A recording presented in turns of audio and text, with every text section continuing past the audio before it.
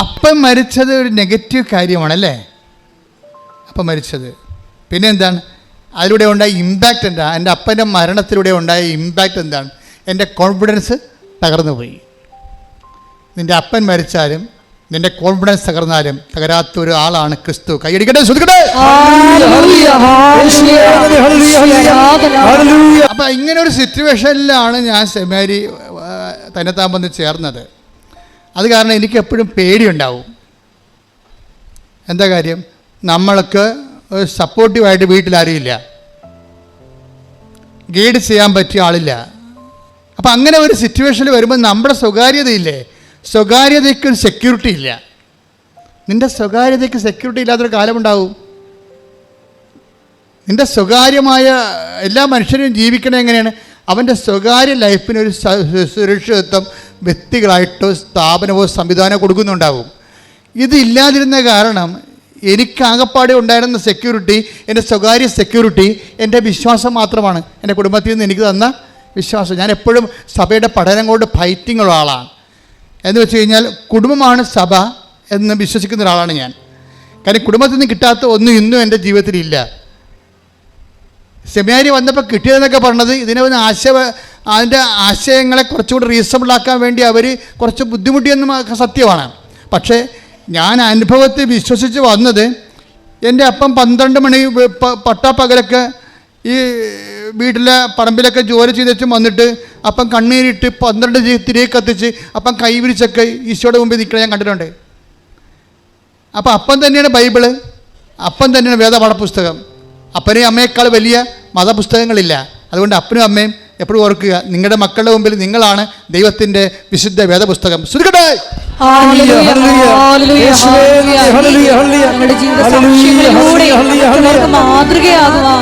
ഞാൻ കഴിഞ്ഞ ദിവസങ്ങളിൽ ഇവിടെ പ്രാർത്ഥിച്ചുകൊണ്ട് കുഞ്ഞിന് വേണ്ടി പ്രാർത്ഥിക്കുകയാണ്.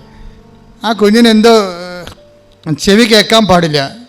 ആ കുഞ്ഞിന് വേണ്ടി പ്രാർത്ഥിക്കുമ്പോൾ എന്നോട് അമ്മ പറഞ്ഞത്, ചെവി മൊത്തമല്ല, അല്പം കേൾക്കാൻ പാടില്ല. പക്ഷേ അമ്മ എന്നോട് പറഞ്ഞത്, കുഞ്ഞിന് ഭയങ്കര പേടിയാണ് അച്ഛാ, ഇരുട്ടിനെ പേടി, സ്വരത്തിൽ സംസാരിച്ച പേടി, അതാണ് ചീട്ടൽ എഴുതി വെച്ചിരിക്കണത്.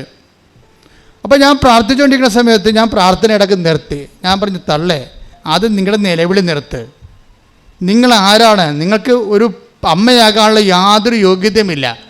കാര്യം ഞാൻ ഓൺ ദി സ്പോട്ടിലേ പറയത്തുള്ളൂ ആൾക്കാരോട്, പിന്നെ വെച്ചിട്ട് പറയാൻ നമുക്ക് ആളെ കിട്ടത്തില്ലല്ല. ഞാൻ പറഞ്ഞു, നിങ്ങൾക്ക് പ്രസവിക്കാനോ ഒരു കുഞ്ഞിനെ വളർത്താനോ ഒരു യോഗ്യതയുമില്ല. എന്താ കാര്യം? ഇവർ എന്തെങ്കിലും നിസ്സാര കാര്യമാകുമ്പോൾ തന്നെ ആനമൂത്രം പോലെ ഇങ്ങനെ നിലവിളിക്കാൻ തുടങ്ങും. ഈ പെറ്റ കുഞ്ഞ് ആ കുഞ്ഞുനാളും പോലെ ഇവരുടെ കണ്ണും കരച്ചിലും കണ്ട് ആ കൊച്ചിൻ്റെ ആത്മവിശ്വാസം തകർന്നു പോയി. കുഞ്ഞിന് പേടിയായി. ഇനി ഇവർ വേണമെങ്കിൽ പേടിപ്പിക്കുകയും ചെയ്യും, പറഞ്ഞ് പേടിപ്പിക്കുകയും ചെയ്യത്തില്ല. മാക്കാൻ പഞ്ഞു കൊക്ക എന്നൊക്കെ പറഞ്ഞു ഇങ്ങനെ പേടിപ്പിക്കത്തില്ല. എന്തെങ്കിലും ചോറ് തിരിക്കാനാണെങ്കിലും മുല കൊടുക്കാനാണെങ്കിലും കുടിക്കുക, നമ്മൾ പേടിപ്പിക്കും. കുഞ്ഞുങ്ങളുടെ പേടിയെല്ലാം നിങ്ങൾ അമ്മമാരായിട്ട് പകർന്നിട്ടാണ്. പക്ഷെ ചില അമ്മമാരുണ്ട് നേരെ ചങ്കൂറ്റം പോലെ നിൽക്കും. കൊച്ചു താഴെ വീണാൽ പോലും ആ തരതാഴ്ത്തുമെന്നുള്ളതാണ്. കൊച്ചുങ്ങളെ വീഴും, അതൊക്കെ തരതാഴ്ത്തുമെന്നുള്ളത്. നമ്മൾ ചെന്നാൽ മാത്രമേ നിലവിളിക്കത്തുള്ളൂ, അല്ലെങ്കിൽ ആ കൊച്ചു തരതാഴ്ന്നിട്ട് വരുവേ. നമ്മൾ എൻ്റെ അമ്മ മകളെ എന്ന് പറഞ്ഞാൽ ഓടി ചെല്ലുമ്പോഴത്തേനും കൊച്ചു കയറാൻ തുടങ്ങും. നമ്മൾ ചെല്ലാനുണ്ടെങ്കിൽ കയറാൻ തുടങ്ങും കൊച്ചിനെ, കാരണം സ്വരം കൂടും. നമ്മൾ മൈൻഡ് ചെയ്യില്ല. ആരും അമ്മ നിങ്ങൾക്കറിയാമോ, അങ്ങോട്ടും ഇങ്ങോട്ടും കൊച്ചു നോക്കിയിട്ട് അങ്ങോട്ടും കൊച്ചു അമ്മനെ കണ്ടില്ലെങ്കിൽ തന്നെത്താഴ്ന്നിട്ട് ഒരു സംഭവം. അപ്പം നമ്മൾ എപ്പോഴും ശ്രദ്ധിക്കേണ്ട കാര്യം, കുഞ്ഞുങ്ങളുടെ ആത്മവിശ്വാസം കെടുത്തണമൊന്നും ചെയ്യരുത്, മാനുഷികമായ ഭാഷയെ പറഞ്ഞാൽ. പക്ഷെ ദൈവം തൻ്റെ പുത്രനെ നമുക്ക് നൽകുമ്പോൾ നമ്മുടെ ഈ മാനുഷികാവകാശം ചില സമയത്ത് ഡാമേജ് ചെയ്യും. അതിൻ്റെ ഉദ്ദേശം എന്ന് വെച്ച് കഴിഞ്ഞാൽ, നീ ക്രിസ്തുവിനെ സ്വീകരിക്കാൻ വേണ്ടി മാനുഷികമായ ഒരു അഹങ്കാരത്തിൽ ക്രിസ്തുവിനെ സ്വീകരിക്കാൻ പറ്റത്തില്ല. താമരനായാലും റൂത്തിനായാലും ഒക്കെ ഈ മനുഷ്യാത്മാവ് ലോകാത്മാവിൽ കൂടുതലാണ്. അതുകൊണ്ട് മറിയത്തിൻ്റെ അടുത്ത് വന്നപ്പോൾ മറിയം ആണ് ഒത്ത ആളായിട്ട് ദൈവത്തിന് കിട്ടിയത്. മറിയം ചില്ലറപ്പുള്ളിയല്ലേ. മറിയം എന്തെങ്കിലും പറഞ്ഞാൽ സമയമായെന്ന് മറിയം പറഞ്ഞാൽ എന്തുകൊണ്ടാണ് കർത്താവും പറയണത്? സമയമായെന്ന് അമ്മ പറഞ്ഞാൽ സമയമായി എന്ന് പറഞ്ഞാൽ എന്താ? മറിയത്തിനെ വിട്ടങ്ങനെ ദൈവത്തിന് ചെയ്യാൻ പറ്റത്തില്ല. എത്ര 4000 കൊല്ലത്തെ സ്ത്രീകളെ മുഴുവനും ഇൻ്റർവ്യൂ ചെയ്ത് മാറ്റിയിട്ടല്ലേ ഈ ആളെടുത്തിരിക്കണത്. അപ്പോൾ ആൾ ചില്ലറപ്പുള്ളിയൊന്നും അല്ലല്ലോ. അതാണ് പക്ഷേ ആളെ മനസ്സിലാക്കണം നമ്മൾ ആദ്യം. അപ്പോൾ എന്താ സംഭവിച്ചതെന്ന് വെച്ചാൽ, അമ്മ പറഞ്ഞു, അപ്പാ പറഞ്ഞു എനിക്ക് മനസ്സിലായി, ഇത് നല്ല റിസ്ക്കുള്ള പരിപാടിയാണ്, ഇത് 10-33 കൊല്ലത്തെ പദ്ധതിയാണ്, ഇത് ചോരയും കണ്ണീരും മാത്രമേ ഈ പദ്ധതിയിലുള്ളൂ, ഞാൻ കുരിശിന് ചുവട് വരെ നിൽക്കണമെന്നൊക്കെ എല്ലാം. കാരണം ഹൃദയത്തിൽ സംഗ്രഹിച്ചു എന്ന് പറയുമ്പോഴേ ടോപ്പ് വെളിപാട് നടക്കുമ്പോൾ അമ്മ ഉടനെ അതിനെക്കുറിച്ച് സംസാരിക്കത്തില്ല. കാരണം സംസാരിച്ചുകൊണ്ട് കാര്യമില്ലാത്ത വിഷയമാണ്. അതെന്ത് ചെയ്യും? അമ്മ അത് ഹൃദയത്തിൽ സംഗ്രഹിക്കും. കുരിശിൻ്റെ അംശമുള്ള നമ്മുടെ പെസഹ അപ്പത്തിലൊക്കെ കുരിശ് വെച്ച് വരത്തില്ലേ? അപ്പോൾ കുരിശ് വെച്ച് വരുന്ന അനുഭവങ്ങളുണ്ട്. അതിൽ തന്നെ കുരിശ് വെച്ച് വരുന്ന അനുഭവങ്ങളുണ്ട്. കുരിശ് വെച്ച് വരുന്ന അനുഭവങ്ങൾ അമ്മ കഴിച്ചാൽ പിന്നെ മിണ്ടത്തില്ല. അമ്മ മിണ്ടാണ്ടിരിക്കും. എന്താ കാര്യം? ഇത് കാൽവരി വരെ പോകുന്ന ഒരു പദ്ധതിയാണിത്. ചെറിയ യാത്രയല്ല. ഇതിപ്പോൾ ടൈമിൽ ചെയ്ത് തീർക്കാനുള്ളതല്ല. അതുകൊണ്ട് ഹൃദയത്തിൽ സംഗ്രഹിച്ച് അതേക്കുറിച്ച് ധ്യാനിച്ചുകൊണ്ടിരിക്കും. ഈ ധ്യാനം ആദ്യം തുടങ്ങിയ മംഗളവാർത്ത സമയത്തിലാണ്. മംഗളവാർത്തയിൽ പെട്ടെന്ന് അമ്മ പറഞ്ഞു, അപ്പ പറഞ്ഞ എല്ലാം എനിക്ക് മനസ്സിലാകുന്നുണ്ട്, പരിശുദ്ധാത്മാവിനോട് പറയണ്ടേ, എനിക്കിതിനകത്ത് ഒന്നേ പറയുന്നുള്ളൂ, ഇനി എന്തെല്ലാമൊക്കെ കാഷ്വാലിറ്റി ഉണ്ടായാലും behold the hand made of the Lord, ഇതാ കർത്താവിൻ്റെ ദാസി. പിന്നെന്ത് ചെയ്യണം? നിൻ്റെ വചനം പോലെ എന്നിൽ നിറവേറട്ടെ. അപ്പോഴേ ക്രിസ്തുവിനെ സ്വീകരിക്കാൻ വേണ്ടി എന്താണ് ചെയ്യേണ്ടതെന്ന് അമ്മയാണെന്ന് ലോകത്തോട് പറയണത്. എന്താണ് കാര്യം? മറിയം ദാവീദിൻ്റെ വംശത്തിൽ ജനിച്ചു, രാജകീയമായിട്ടുള്ള കുടുംബ പാരമ്പര്യമുണ്ട്, തറവാട്ട മഹിമയുണ്ട്. മറിയം ആസാനൊന്നും പറയണില്ല. ബൈബിളാണ് ലൂക്കായും മത്തായും ഒക്കെ മറിയത്തിൻ്റെ രാജകീയമായിട്ടുള്ള പാരമ്പര്യമൊക്കെ പറയണത്, തറവാട്ട മഹിമ പറയണത്. അമ്മ പറഞ്ഞ് ഈ തറവാട്ട മഹിമ പുസ്തകത്തിലെ പശു പോലെയാണ്, ഇതൊന്നും പുല്ല് തിന്നത്തില്ല. നമുക്കറിയാം നിൻ്റെ മഹിമകളൊന്നും പുല്ല് തിന്നത്തില്ല. അതുകൊണ്ട് അമ്മ എന്ത് പറയും? ആ സംഭവമൊക്കെ ഞാൻ ഇവിടുന്ന് മാറ്റണത്. എനിക്കെന്തേ പറയാനുള്ളൂ, ഇതാ കർത്താവിൻ്റെ ദാസി. നിങ്ങൾ പരാജയപ്പെടുമ്പോഴും തോക്കുമ്പോഴും അമ്മയോട് ചേർന്ന് ആ പ്രാർത്ഥന പ്രാർത്ഥിക്കണം. എന്താണ്? ഇതാ കർത്താവിൻ്റെ ദാസി, നിൻ്റെ വചനം പോലെ എന്നിൽ നിറവേറട്ടെ. അപ്പോഴെന്ത് പറയും? അപ്പോൾ നീ ക്രിസ്തുവിനെ നീ സ്വീകരിച്ചിരിക്കും. കയ്യടിക്കട്ടെ, സ്തുതിക്കട്ടെ, ഹല്ലേലൂയ.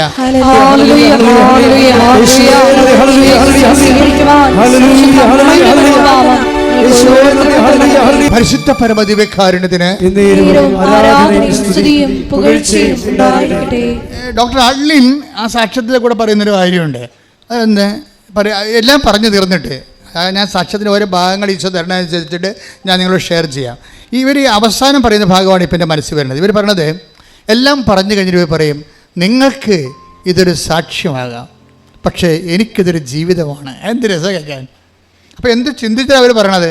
നിങ്ങൾക്ക് പലരും പറയണ പോലെ ഇതൊരു സാക്ഷ്യമായിട്ട് വരും, പക്ഷേ എന്നെ സംബന്ധിച്ചിടത്തോളം ഇതൊരു ജീവിതമാണ്. ഞാൻ ക്രിസ്തുവിനെ നേടാൻ വേണ്ടി ദൈവം എന്നെ വ്യത്യസ്തങ്ങളായ ട്രീറ്റ്മെൻറ്റിലൂടെ കടത്തിക്കൊണ്ടു പോകുന്ന എൻ്റെ ജീവിതമാണിത്. കാരണം ദൈവത്തെ സംബന്ധിച്ചിടത്തോളം ക്രിസ്തുവിനെ സ്വീകരിക്കാൻ ഒരു വ്യക്തിക്ക് ഒരു ഇൻഫ്രാസ്ട്രക്ചർ അല്ലെങ്കിൽ ഒരു ഭൗതികമായ സാഹചര്യം ഉണ്ടെന്ന് കണ്ടാൽ അത് ശരി പറയല്ലോ. ഈ പ്രാർത്ഥിച്ചാൽ പിന്നെയും പ്രശ്നം കൂടുകയോ ഉള്ളതെന്ന് ചില ആൾക്കാർ പറയും. ചില വിഡ്ഢികൾ പറയത്തില്ലേ, ഇനി പ്രാർത്ഥിച്ചു കഴിഞ്ഞാൽ പ്രശ്നം കൂടുകയാണല്ലോ ആൾക്കാർ പറയണത്. ചിലർക്കത് ശരിയാണ്. എന്താ കാര്യം വെച്ച് കഴിഞ്ഞാൽ, നിങ്ങൾ ഓക്കെയാണെങ്കിൽ നിങ്ങളൊക്കെ ക്രിസ്തുവിനെ നേടാനുള്ള ഒരു കൂടുതൽ ഒരു ചാൻസ്, ഒരു പരുവപ്പെടൽ ഉണ്ടെങ്കിൽ, ഒരു 30 മേനി വിളയുമെങ്കിൽ ക്രിസ്തു നോക്കും അത് 60 മേനിയാക്കാൻ പറ്റുമോ എന്ന് നോക്കും. 60 മേനി കൃപ വിളയണ ആളാണെങ്കിൽ ക്രിസ്തു പറയും 100 ചാൻസ് ഉള്ള ആളാണ്, വെയിറ്റ് ചെയ്യാൻ പറയാം. അപ്പം നമുക്ക് കിട്ടുന്ന അനുഭവം എന്താ? നെഗറ്റീവ് അനുഭവങ്ങളാണ്. നമ്മളപ്പോൾ എന്ത് ബുദ്ധിയില്ലാത്തത് പറയും, ഞാൻ ഇത്രയും പ്രാർത്ഥിച്ചു, ഉപവസിച്ച് രോഗികളെ കണ്ട് അവരെ പരിചയിച്ചിട്ട് അവസാനം ഇതൊന്നും ചെയ്യാത്ത ആൾക്കാർക്കാണല്ലോ നേട്ടങ്ങളും സാക്ഷ്യങ്ങളും. എന്നെയൊക്കെ സംബന്ധിച്ച് അത്രയും വളർച്ച എനിക്കില്ലല്ലോ എന്ന് പറയും. ശരിയാണത്, ശരി, തെറ്റില്ല അതിനകത്ത്. പക്ഷേ എന്താ പ്രശ്നം? നീ 60 മേനിക്ക് ആവശ്യമില്ലേ? അപ്പം നീ തൃപ്തിയല്ലേ? ക്രിസ്തു നിൻ്റെ കാര്യത്തിൽ തൃപ്തിയില്ലാത്ത ആളാണ്. ക്രിസ്തു പറയും 100 മേനിക്ക് ചാൻസ് ഉള്ള ആളാണ്, റാങ്ക് കിട്ടാൻ ചാൻസ് ഉള്ള കുട്ടിയാണ്, ഉഴപ്പിട്ടാണെന്ന് പറയും. അപ്പോൾ ടീച്ചർമാർ പറയത്തില്ലേ മോഡൽ എക്സാം കഴിയുമ്പോൾ പറയും, റാങ്ക് കിട്ടാൻ ചാൻസ് ഉള്ള ആളാണ് കേട്ടോ, ഉഴപ്പരുതേ, സ്കൂളിൻ്റെ പേര് കളയരുതേ എന്ന് പറയും. ടീച്ചർമാർ പറയും. അവരെ കുറ്റം പറയാൻ പറ്റത്തില്ല, അവിടെ അധ്വാനമല്ലേ, അവിടെ സ്കൂളിന് പേരുണ്ടെങ്കിൽ മാത്രമേ ആ സ്കൂളിലേക്ക് പിള്ളേരെ വിടത്തുള്ളൂ മാതാപിതാക്കന്മാർക്ക്. അവിടെ ജീവൽ പ്രശ്നമാണ്. അവിടെ മാത്രമല്ല, അവിടെ സ്ഥാപനത്തിന് ജീവൽ പ്രശ്നമാണ്. എന്ന് വെച്ച് കഴിഞ്ഞാൽ സ്ഥാപനത്തിൻ്റെയും അത് പഠിപ്പിക്കുന്ന ടീച്ചർമാരുടെ എല്ലാവരുടെയും ഭാവിയാണ്.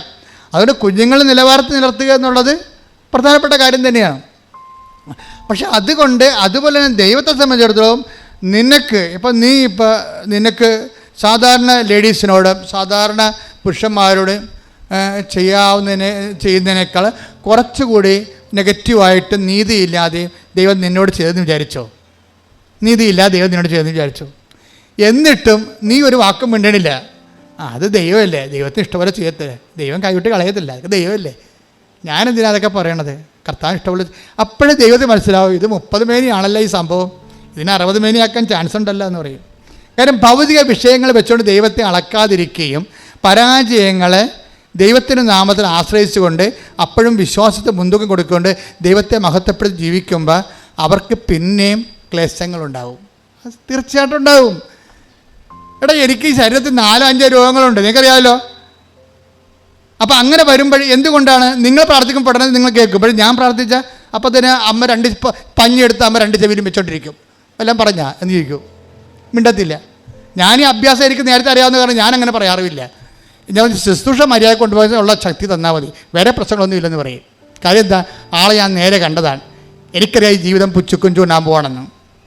നമുക്ക് ലഭിക്കാതിരിക്കുന്ന മഹത്വത്തെ കുറിച്ച് ഓർക്കുമ്പോൾ ഇന്നത്തെ കഷ്ടതകൾ തുലം നിസ്സാരമാണ്. കൈയടിച്ച് ചോദിക്കട്ടെ. എൻ്റെ പേര് ആൻസി, ഞാൻ എളവൂരിൽ നിന്നാണ് വരുന്നത്. ഞാൻ ആദ്യമായിട്ട് ഉടമ്പടി എടുത്തത് 2019 ഡിസംബർ 26-ാം തീയതിയാണ്. ഞാൻ ഇവിടെ വന്നപ്പോൾ ഭയങ്കര വിഷമത്തിലും ഭയങ്കര നെഗറ്റീവ് മൈൻഡോട് കൂടിയാണ് ഞാനിവിടെ വന്ന് കയറിയത്. കാരണം വീട്ടിൽ ഒരുപാട് കുറ്റപ്പെടുത്തലുകളും ആരും സപ്പോർട്ടില്ലാതെ വീട്ടുകാരെല്ലാവരും ഞാൻ കാരണമാണ് ഈ വീട് നശിച്ചു പോകുന്നതെന്ന് എന്നെ വളരെയധികം കുറ്റപ്പെടുത്തി. ഞാൻ നിരാശയിലായി ഞാൻ എൻ്റെ വീട്ടിലേക്ക് പോയി. അങ്ങനെ ഇരിക്കുമ്പോഴാണ് എൻ്റെ വീട്ടിൽ ഈ ഇവിടുത്തെ കൃപാസനം പത്രം കണ്ടത്. ഞാൻ അതിൽ നോക്കി അതിൽ യൂട്യൂബ് ഉണ്ട്, ഫേസ്ബുക്ക് ഉണ്ട് എന്നെല്ലാം എൻ്റെ അമ്മച്ചി പറഞ്ഞപ്പോൾ ഞാൻ അതിൽ നിന്ന് യൂട്യൂബ് എടുത്ത് അച്ഛൻ്റെ ടോക്കുകളും സാക്ഷ്യങ്ങളും കേട്ടു. പിറ്റേ ദിവസം തന്നെ ഞാൻ ഇവിടെ വരികയും ഉടമ്പടി എടുക്കുകയും എനിക്ക് സാധിച്ചു. പിന്നീടുള്ള ആ ദിവസങ്ങളിലെല്ലാം ഞാൻ ഉടമ്പടിയിൽ കൃത്യമായി പാലിക്കുകയും കുമ്പസാരിക്കുകയും വിശുദ്ധ കുർബാനയിൽ പങ്കുകൊള്ളാൻ കിട്ടുന്ന അവസരങ്ങളെല്ലാം മാക്സിമം വിനിയോഗിക്കുകയും ചെയ്തു. എനിക്ക് അവരെ കാണുമ്പോൾ എൻ്റെ മനസ്സിൽ ഭയങ്കര വൈരാഗ്യവും ദേഷ്യവും എല്ലാം ആയിരുന്നു. കാരണം കുറ്റപ്പെടുത്താൻ അധികാരം ഈശോയെ അങ്ങേക്ക് മാത്രമാണല്ലോ, മറ്റുള്ളവർക്ക് അതിനുള്ള അധികാരം കൊടുത്തിട്ടില്ലല്ലോ എന്ന് ഞാൻ ചങ്ക് പൊട്ടി നോലോളിച്ച് ഞാൻ പ്രാർത്ഥിക്കുമായിരുന്നു. ഇപ്പോൾ കണ്ടിന്യൂസ് ഞാൻ പ്രാർത്ഥിച്ചു, ഞാൻ മാതാവിനെ കൈവിട്ടില്ല.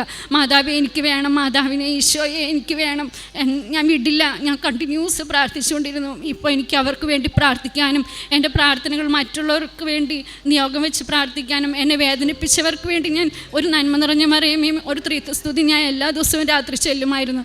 ഇപ്പോൾ എനിക്ക് അവരെ കാണുമ്പോൾ സന്തോഷവും ആ ദേഷ്യവും വാശിയും എൻ്റെ മനസ്സിൽ നിന്ന് വിട്ടുപോയി.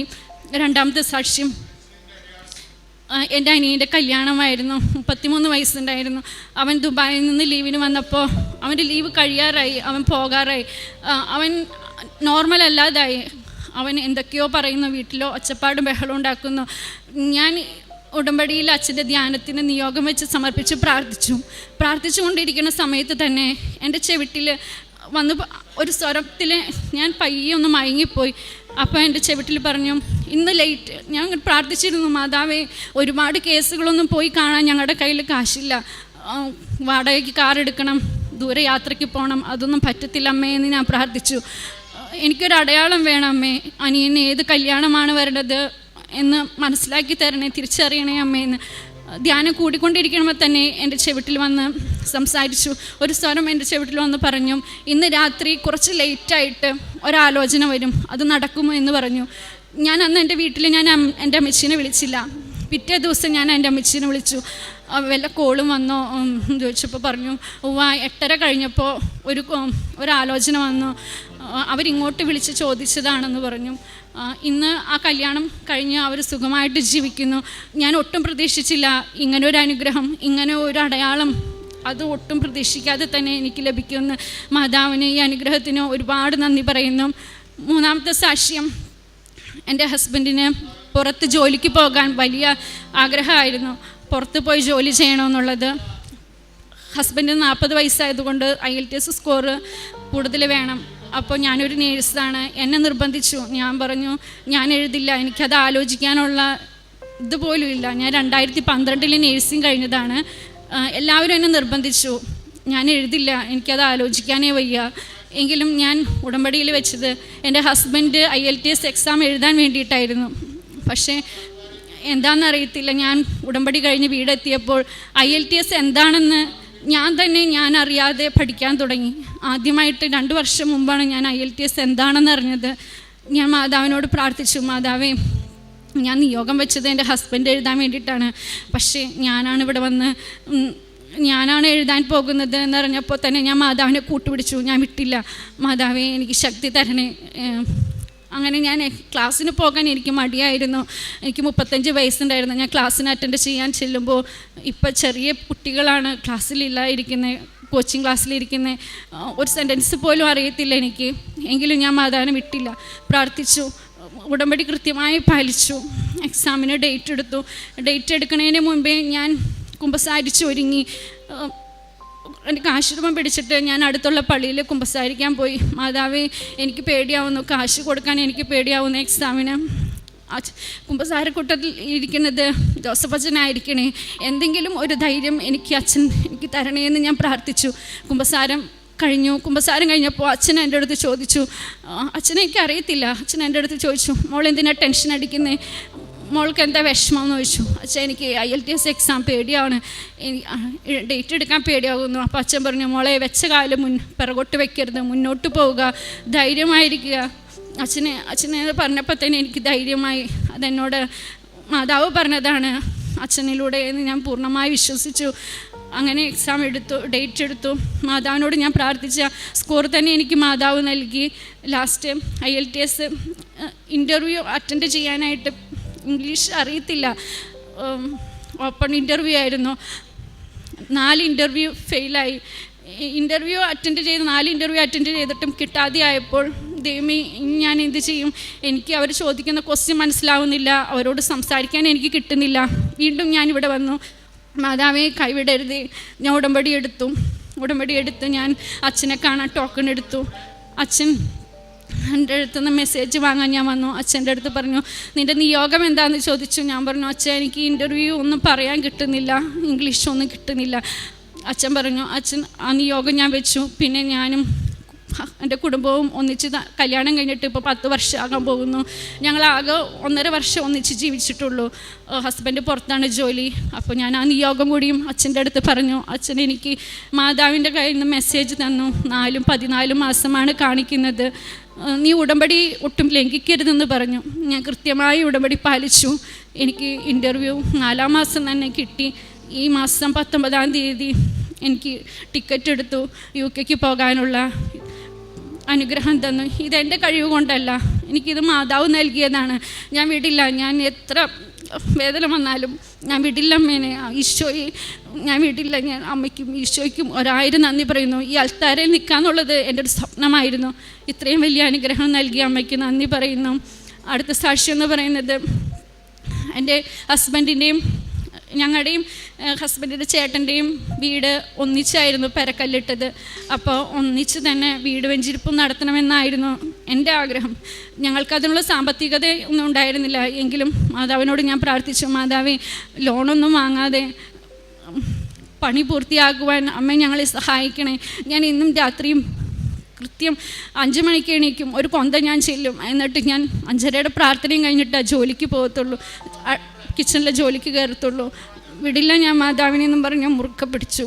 ഒരു ലോണും എടുക്കാതെ തന്നെ പൈസയ്ക്ക് ആവശ്യം വന്നപ്പോൾ ഫ്രണ്ട്സിനോട് ചോദിച്ചു, അവർ തന്നു. കൃത്യം 1 വർഷത്തിനുള്ളിൽ അവരുടെ കയ്യിൽ നിന്നെല്ലാം വാങ്ങിയത് തിരിച്ചു കൊടുക്കാൻ മാതാവ് എൻ്റെ ഹസ്ബൻഡിനെയും ഞങ്ങളെ കുടുംബത്തെയും ഒരുപാട് അനുഗ്രഹിച്ചു. പിന്നെ എനിക്ക് വണ്ടി ഓടിക്കാൻ ഭയങ്കര പേടിയായിരുന്നു. ഞാൻ മാതാവിൻ്റെ കാശ്രൂപം മുറുകെ പിടിക്കും, കഴുത്തിൽ മാതാവിൻ്റെ കാശ്രൂപം ധരിക്കും. ഞാൻ ആ വണ്ടി ഓണാക്കുമ്പോൾ തന്നെ ഞാനറിയാതെ തന്നെ കൃപാസന മധ്യസ്ഥ പ്രാർത്ഥന എൻ്റെ വായിൽ വരും. ഞാനത് കണ്ടിന്യൂസ് ചൊല്ലിക്കൊണ്ടിരിക്കും. വിശ്വാസ പ്രമാണം എങ്ങനെയാണെന്ന് എനിക്കറിയത്തില്ല, ഞാൻ ഓർത്തല്ല ചെല്ലുന്നത്.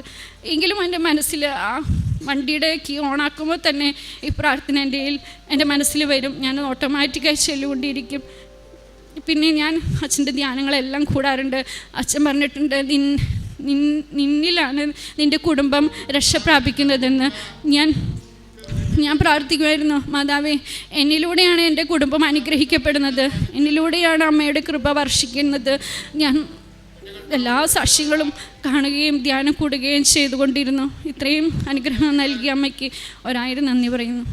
യെശയ്യാ പ്രവാചകൻ്റെ പുസ്തകം 43-ാം അധ്യായം 18-19 തിരുവചനങ്ങൾ പറയുന്നു, ഇതാ ഞാൻ ഒരു പുതിയ കാര്യം ചെയ്യുന്നു, കഴിഞ്ഞ കാര്യങ്ങൾ ഓർക്കുകയോ പരിഗണിക്കുകയോ വേണ്ട. ഇതാ ഞാൻ ഒരു പുതിയ കാര്യം ചെയ്യുന്നു, അത് മുളയെടുക്കുന്നത് നിങ്ങൾ അറിയുന്നില്ലേ? മരുഭൂമിയിൽ ഞാൻ നീർച്ചാലും വിജനമായ ദേശത്ത് ഞാനൊരു പാതയും ഒരുക്കുമെന്ന്.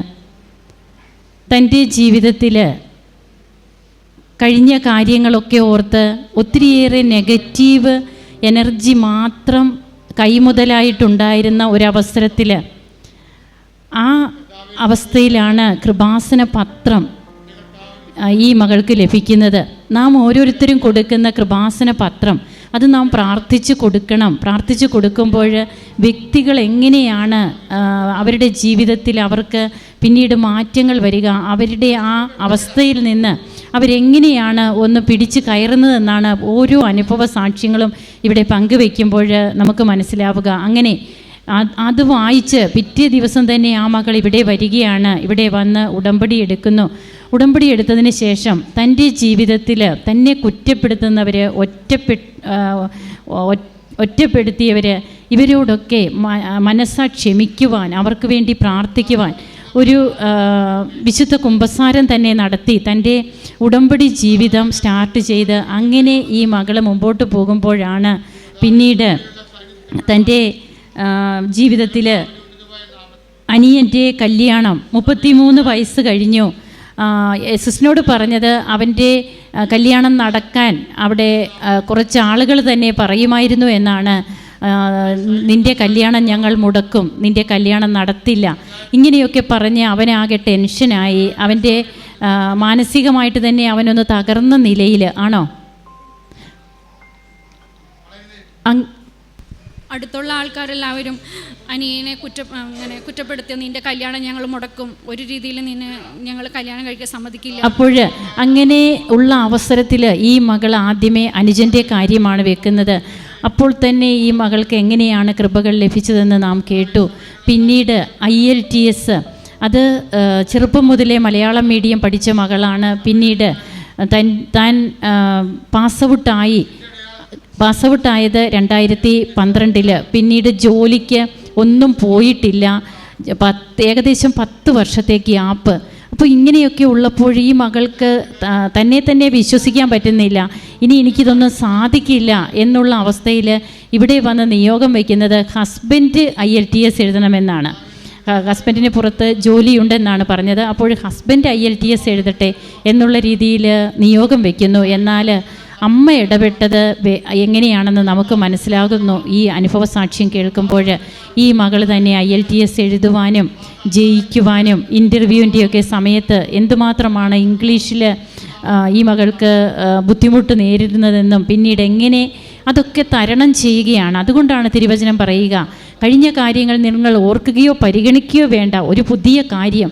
ഓരോരുത്തരുടെയും ജീവിതത്തിൽ പുതിയ കാര്യങ്ങൾ വന്നുകൊണ്ടിരിക്കുകയാണ്. അതാണ് ഓരോ അനുഭവ സാക്ഷ്യങ്ങളും പറയുക. അങ്ങനെ തന്നെക്കൊണ്ട് ഒന്നിനും സാധിക്കില്ല എന്ന് മറ്റുള്ളവർ പറഞ്ഞ് അത് മനസ്സിൽ കോറിയിട്ടിരുന്ന ഈ മകളെ ഇന്ന് ദൈവം 0 ആയിരുന്ന ഈ മകളെ എടുത്ത് ഉയർത്തിയിരിക്കുകയാണ്. താൻ ഇന്ന് പോകുവാനുള്ള ഓഗസ്റ്റ് 19 UK പോകുവാനുള്ള തയ്യാറെടുപ്പിൽ ഇവിടെ വന്ന് നിൽക്കുകയാണ്. അതുപോലെ ലോണൊന്നും കൂടാതെ വീടിൻ്റെ പണി നടക്കുന്നു. ആ പണിയെല്ലാം വളരെ ഭംഗിയായിട്ട് പണി പൂർത്തിയാകുന്നു, ഇവർക്ക് താമസിക്കാൻ സാധിക്കുന്നു. ഇതൊക്കെയാണ് നാം കേട്ടത്. നമ്മുടെ ഓരോരുത്തരുടെയും ജീവിതത്തിൽ നമുക്ക് വ്യക്തിത്വ വിശുദ്ധീകരണം ആവശ്യമുണ്ട് എന്ന് നമ്മുടെ മനസ്സ് പറയുകയാണെങ്കിൽ കുമ്പസാരവും അതുപോലെ മറ്റുള്ളവരോട് ക്ഷമിക്കാനുള്ള കൃപയ്ക്കുമൊക്കെയായി പ്രാർത്ഥിച്ച് കൃപകൾ നേടി ഇവിടെ വന്ന് നിന്ന് സാക്ഷ്യം പറഞ്ഞ് ഈശോയെ നമുക്ക് മഹത്വപ്പെടുത്താം. കരങ്ങളടിച്ച് നമുക്ക് ഈശോയ്ക്കും അമ്മയ്ക്കും നന്ദി പറയാം. യേശുവേ നന്ദി, യേശുവേ സ്തുതി.